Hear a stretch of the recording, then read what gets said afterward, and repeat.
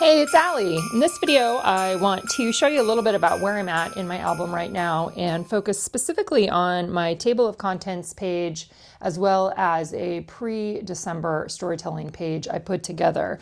I'm going to kind of show you an overview of the finished pieces, and then this video will transition into how it came together. So I have a separate video which shows you how I created my reason why this year, so you can see that. For my table of contents, what I ended up deciding to do was I'm using the Peace and Joy transparency. This little guy right here that says table of contents was actually cut with one of the dies that we offered this year from the Start Here table of contents page, so actually in the classroom. So what I'm planning on doing is I'm going to just go ahead and put a download of this particular piece right here in the blog post, and then you can download that if you'd like to use that in your own project. When you turn this page on the back here, I took a little bit of felt. This is actually just some cream felt that I ran through the die cutting machine also, and I stitched one of the sentiments from the main kit on the top. This paper, this pattern paper right here, is from the Prompt Paper Pack. This is also available digitally that you could download and print out at home. I'm going to be using this for adding in each of my different stories this year. Let's see, what were some of the things I want to say about that? I'm thinking I'm either going to handwrite story titles in here, or I will use some sticker paper potentially. I haven't decided which thing I want to do yet. All right, then this year, something a little bit new for me was deciding to add in a couple of stories before December starts. So a lot of times I will include December or stories from pre-December times in various places in my album. In this case, I decided to do it at the beginning, and part of it was because this pattern paper that was in the extra pattern paper pack, I just loved the sentiment of an early start to Christmas is the secret to a longer season of happiness.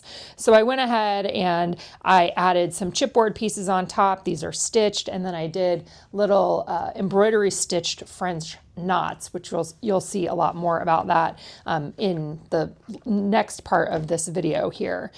That page there is then paired with a page where I took I took a 2-pocket 4x6 page protector, and then I took this transparency, which is from the 3x8 transparency set, and I just ran it through the sewing machine. You could try to use a fuse tool, you could use washi tape, you could staple. There's lots of different things that you could do if you don't have a sewing machine, or if you're not actively using a sewing machine in your projects to create the additional length. If you want that on your page, you can also just do the 2 pockets. I went ahead and used the 4 of the 5 cards in the specialty specialty card set, and what I did was pick 4 different stories from pre-December.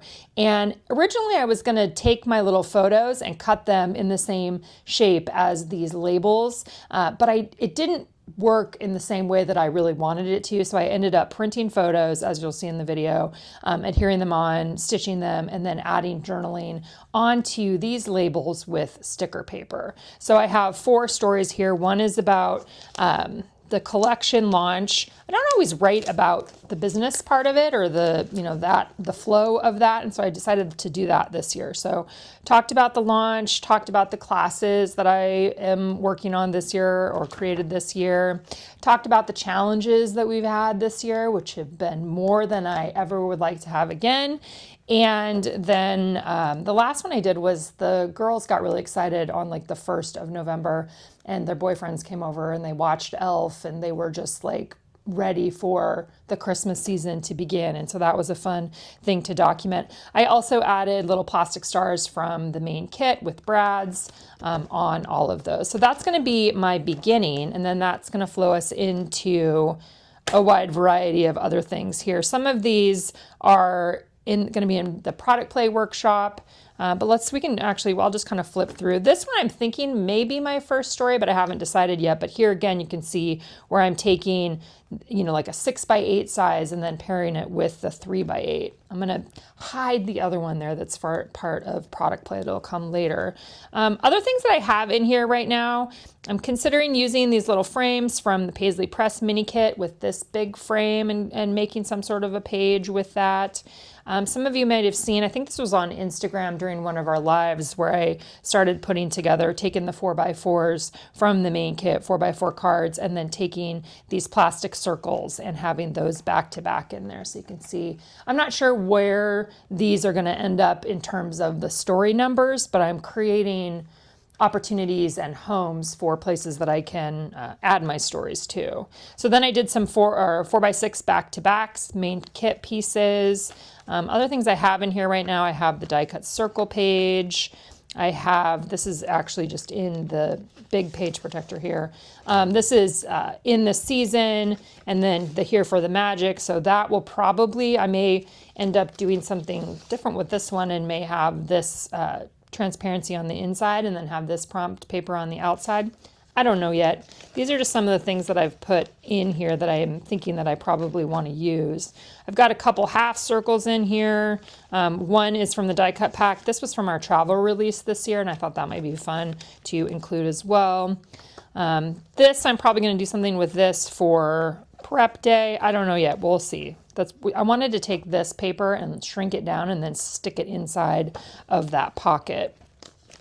Here's another page that I played around with a little bit pre-December here, or during the boxing period time, kind of looking at taking some of the frames and the 4x4 cards from the main kit, playing around with the window idea, the frame idea, and then this could be paired with a story and using the page attacher there.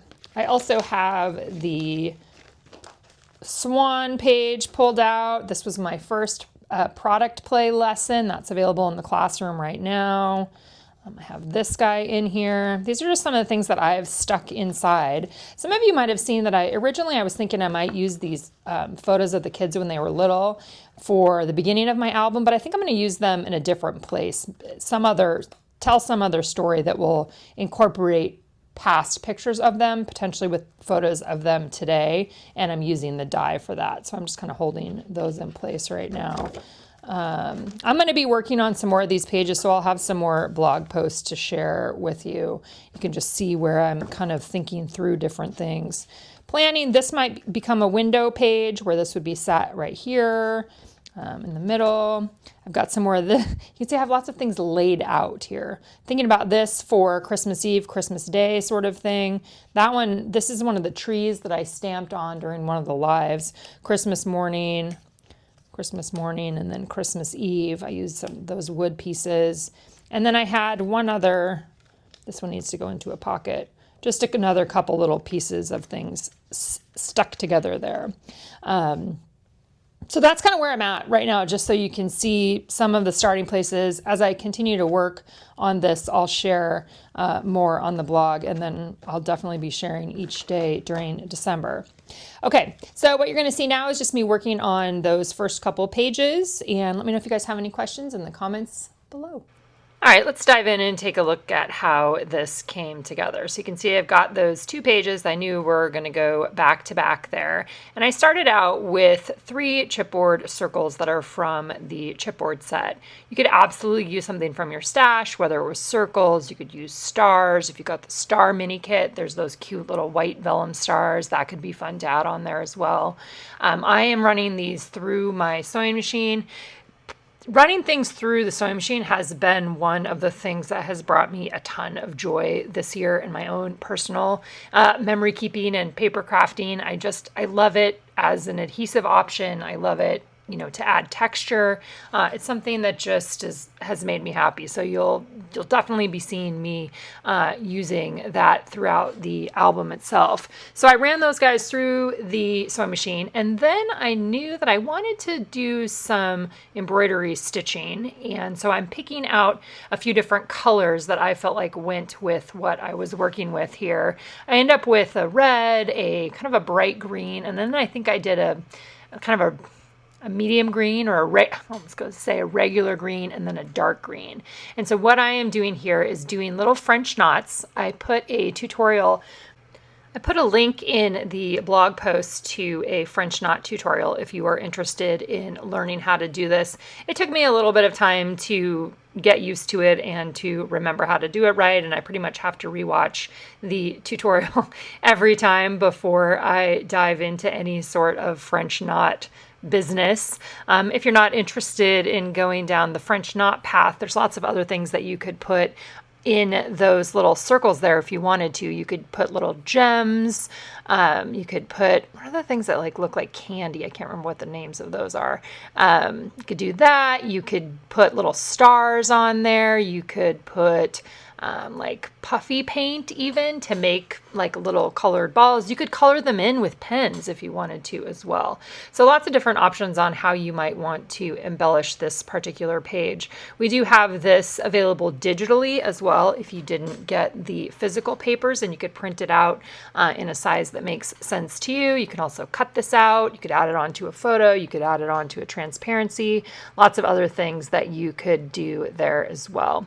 So I'm going ahead and just adding in the bright green color. I think I did 3 of each color. So if I had the bright green, then I did that 3 times. You can see my 4 colors there next to me. And then on the back, what you can see that I'm doing is the Lazy Man's version of this, or I'm going to call it the Lazy Man's version. It's basically, I'm just using some blue tape. You could use Scotch tape, which is what I have often used in the past. I just didn't have any when I was working on this one, to simply tape down the back of these the back threads of these French knots. So you can see that's the way that I'm choosing to do it, rather than tying another knot on the back or tying a little knot on the back. This is just a quick and easy way to do it. And this piece of paper right here is going to have the table of contents adhered on the back of it. So it's going to cover up any of those spots. Another thing that was new to me this year was testing out or trying out some threaders, some needle threaders, which can really help for with the embroidery floss to be able to thread the needles. This was something that was new to me, and I think you're going to see it here in a minute, but it really did make threading these needles easier. And I'm finding, as I get older, some of those things are getting a little more challenging in certain areas or at certain points in time, especially being able to see the hole and get the thread right in the right place. So I think this is where you're going to see it. Yeah, that. It's just like it's a little plastic piece. I put a link for it for you in the supply notes. It's a little plastic piece that you put through the eye of the needle, and then you put the thread through that, and you pull it back out, and it just automatically threads the needle. That's been super helpful. The other thing that's been super helpful for me is learning how to use the auto threader on my machine. That was another thing that I finally, just took the time to simply figure out how to do, and that's been working great. So going ahead and just filling in the rest of those holes with my cute little French knots. All right, so originally when I started working on this page, and even, a couple months ago when I was first kind of brainstorming what I might want to do, I had thought that I would want to use the metal die that will create the same shape as those die cut labels there.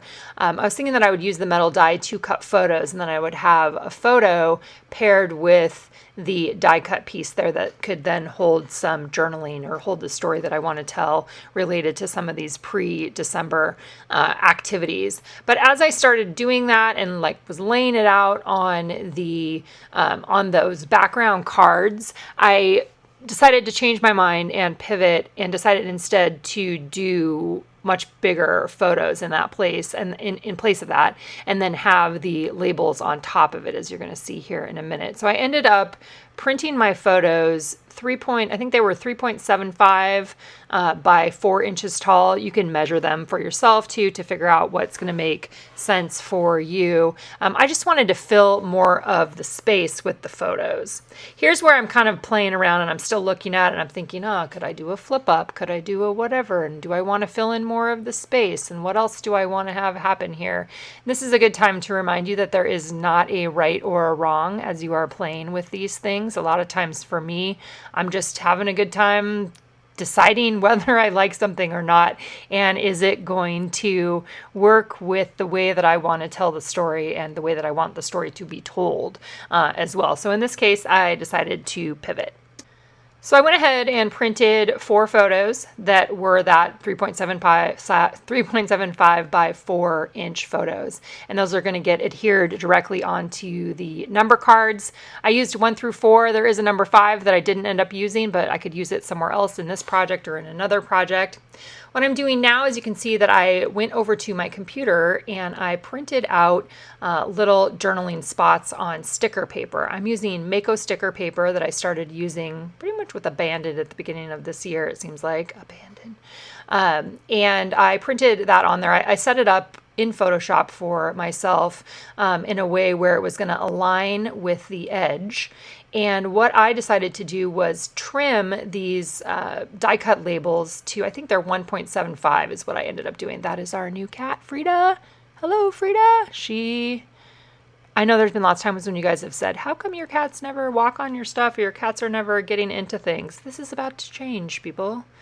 Frida she's 5 months old. We adopted her from the Humane Society. She's a delightful little bundle and she's very, very, very curious. So that's Frida, another little tuxedo cat for our family. But what I'm doing here is I am putting the sticker paper onto the label sticker or the label there, and I'm trimming off around the outside edge. I did a combination of using stickers and or my X-Acto knife as well to try to trim around the outside. You can also print directly on an embellishment like these labels.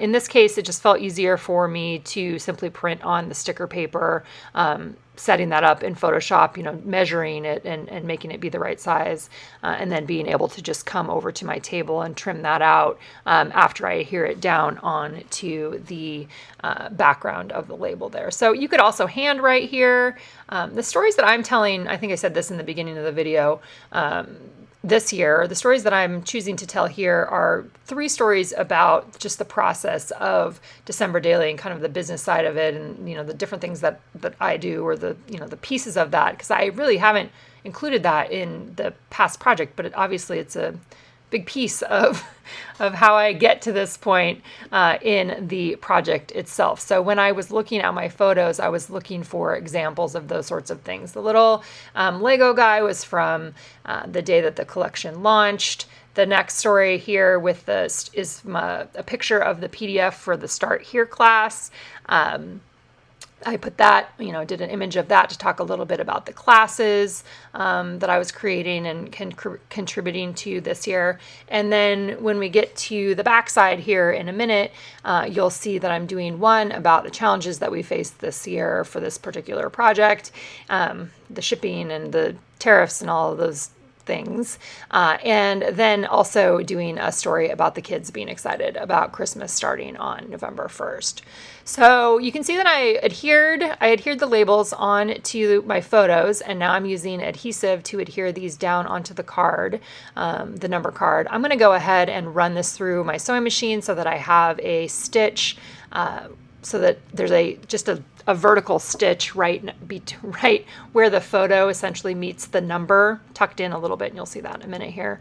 Again, I love the stitching and the thread and the texture that goes along with that.